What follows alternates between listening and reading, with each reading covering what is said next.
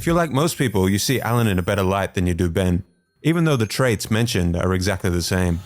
When it comes to the halo effect, sequence matters. More weight is given to the first piece of information we receive. The first piece of information helps us quickly create a story of the person or situation in our minds. Sure, Alan is stubborn and envious, but that is only because he is intelligent and wants to win in business. And yes, Ben is intelligent, but he uses that intelligence in envious ways. The halo effect occurs when a single initial aspect of a person or thing determines and affects or outshines how we see the full picture. When you first start dating someone, both parties in the relationship are on their best behavior.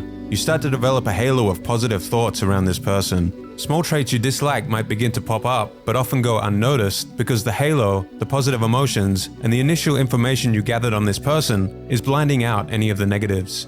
The honeymoon phase of a relationship is often when the halo effect influences your judgment the most. If we learn that someone graduated from a prestigious university, the halo effect will distort all other traits we attribute to that person without any evidence. Bernie Madoff was the darling of Wall Street, a legendary investor. The amazing returns and reputation of his company were the halo that made people also conclude his company must be trustworthy. The halo outshone the numbers that made no sense and the underlying fact that he was running the biggest Ponzi scheme in history. Numerous studies have shown that attractive people are automatically perceived as nicer, more honest, and more intelligent. The halo effect can also be found in schools. If a student answers 2 essay questions and the teacher gives the first essay a high grade, he or she is prone to subconsciously give that more weight and give the second essay a higher grade also, and vice versa for low grades. In the work environment, the standard practice of most meetings is to have open discussions on a topic.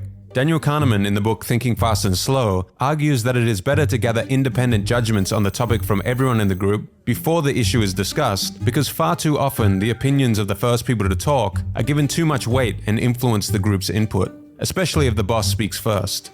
Modern research suggests that the old saying "first impressions last" turns out to be true.